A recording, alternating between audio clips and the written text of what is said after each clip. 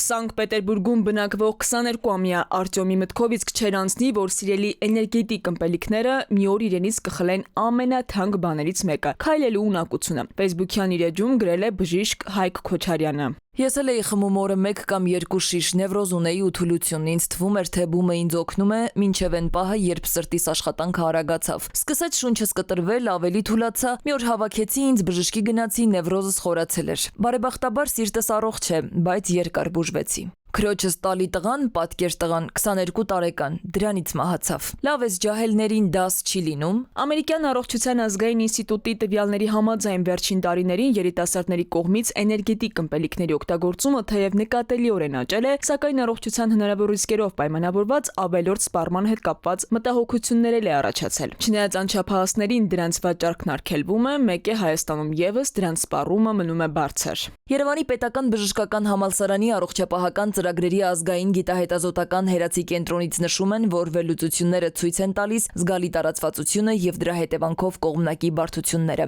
հատկապես սրտանոթային եւ նեյրովեգետատիվ համակարգերի վրա բացասական ազդեցությունը։ Մասնավորապես վերլուծության արդյունքում հայտնաբերվել է սրտի կանգի 9 դեպք, որոնցից 3-ն ավարտվել են մահվան ելքով։ Կրկնակի ազդեցությունների էթոլոգիան բացատրվում է այս ըմպելիքներին բնորոշ նեյրոխթանի հատկություններով, որոնցում կոֆեինը գերակշռող բաղադրիչ է։ Կենդանիների վրա կատարված փորձերը ցույց են տվել, որ էներգետիկների ազդեցությունը մարդկանց եւ կենդանիների վրա համընկնում են։ Այս մտահոգությունները ներառում են սրտանոթային խնդիրներ, նյարդային համակարգի խանգարումներ եւ հնարավոր կախվածություն։ Ալկոհոլն էլ, կոֆեինն էլ, տաուրինն էլ, իրանք չհաշված նարկո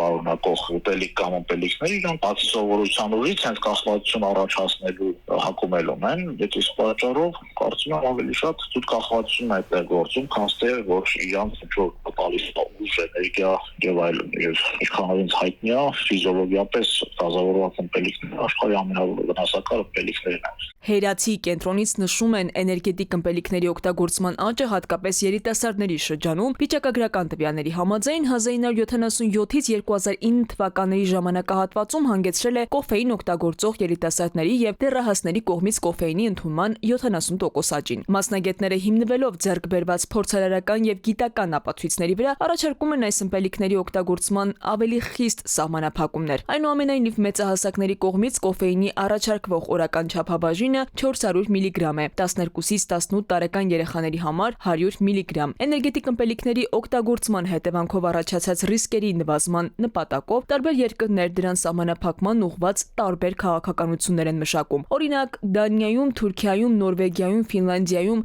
Լատվիայում, Ուրուգվայում, Իսլանդիայում գործում է դրանց օգտագործման բացարձակ արգելք։ Քնարիկ Պետրոսյան, ժամը լրատվական։